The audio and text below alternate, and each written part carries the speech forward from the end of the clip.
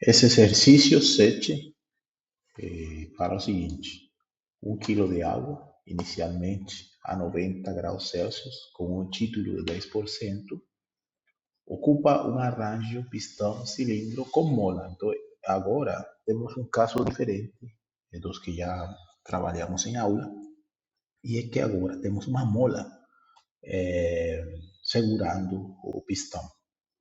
Esse dispositivo é então aquecido até que a pressão atinja 800 kPa e a temperatura seja de 250 graus Celsius. Determine o trabalho total produzido durante este processo.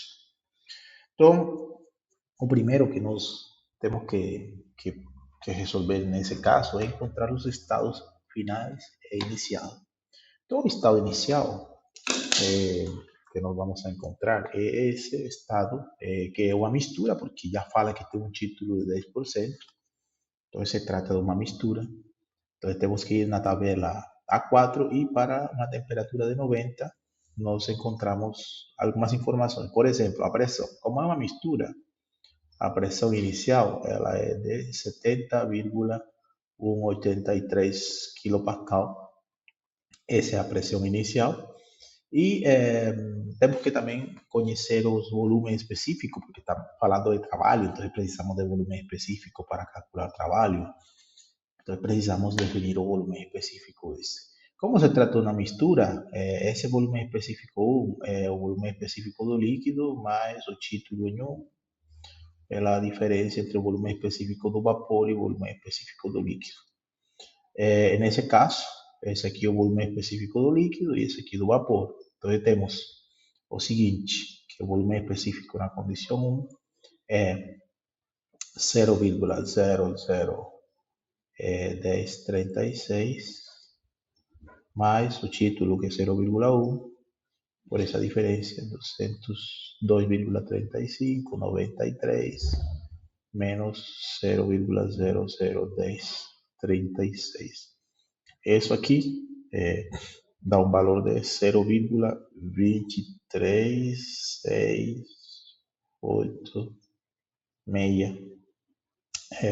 metro cúbico por quilogramo. E esse é o volume específico inicial. Na segunda condição, ele tem uma pressão de 800 kPa. Fala o problema, né? Que ele tem uma pressão de 800. Na tabela A5 para 800, nós vemos que a temperatura é de 170,41. Como se trata de uma temperatura maior, que é uma temperatura de 250, estamos como vapor superaquecido. Então temos que ir para a tabela de vapor superaquecido e procurar para essa pressão essa temperatura de 250, e a partir dessa temperatura nós obtemos o volume específico na condição 2. Então essa condição 2 tem um volume específico de 0,29321.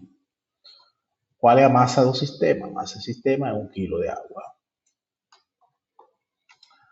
Pronto, temos a condição inicial e a condição final.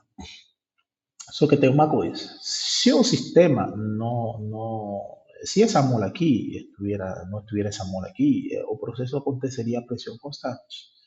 Só que temos uma mola, né? Então a mola ela vai exercer uma força sobre o pistão, o que vai fazer com que o processo de expansão que acontece não seja a pressão constante. Então vamos a tentar descobrir então agora qual é o caminho que percorre esse trabalho entre o estado inicial e o estado final. Temos que descobrir isso, temos que saber qual é a condição nossa para definir isso.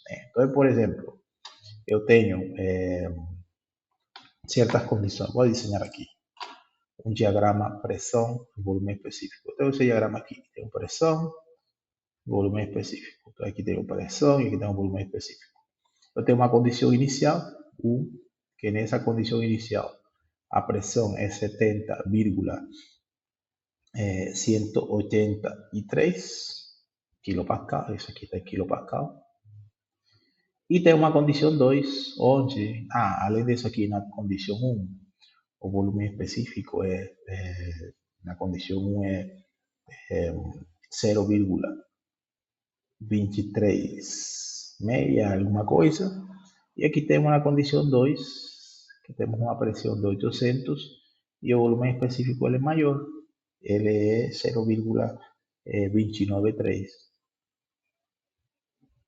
Só deixando 3 casas decimais aqui no escritado.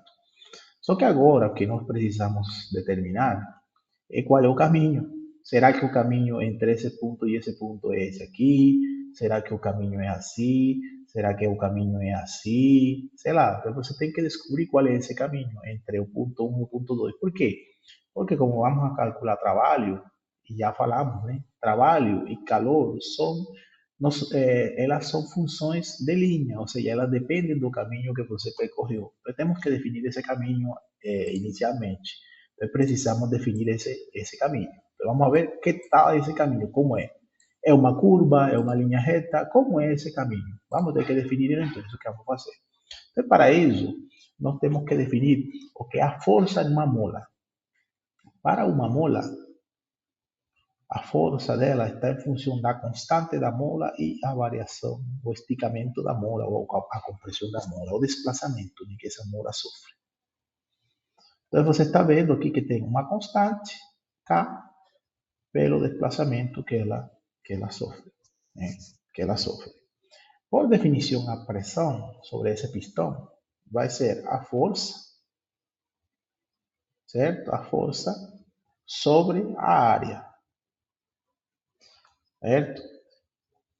Só que essa força, eu posso ver ela como, se a força exercida pela mola, seria K delta X área. O que significa isso? Que a pressão, ela é uma função de uma constante, que nem o K sobre a área é constante, uma constante, chama C, pelo desplazamento.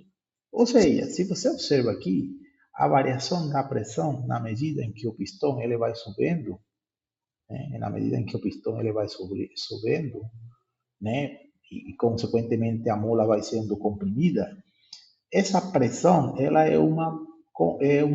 tem uma característica linear, ou seja, ela está proporcional a esse desplazamento. Então, tem uma forma linear. O que significa isso? Que ela varia de forma linear. E se ela varia de forma linear, significa que a pressão, a partir do momento em que a mola empieza a ser comprimida, ela descreve uma linha reta. Então, aí já podemos definir, a partir dessas informações, que essa linha que junta esse ponto 1 com esse ponto 2 não é mais que uma linha reta. Pronto, temos já uma linha reta. Se temos uma linha reta, o que temos então? Aqui o que temos não é mais que um trapézio. Se você observa aqui, temos um trapézio, só que ele está acostado, né? Ele está deitado esse trapézio, mas isso aqui é um trapézio. E já falamos nas aulas que o trabalho não é mais que a área que fica embaixo da curva, ou da linha, ou da curva que descreve a variação de pressão com relação ao volume. Então, isso aqui, temos que calcular essa área, e calculando essa área, nós conseguimos obter o trabalho. Como se trata de um trapézio, nós vamos ter então a fórmula da área do trapézio. Então, a área do trapézio, para que você lembre, não é mais que a base maior, base menor, sobre 2 pela altura. Neste caso, para o nosso trapézio, essa é a base maior.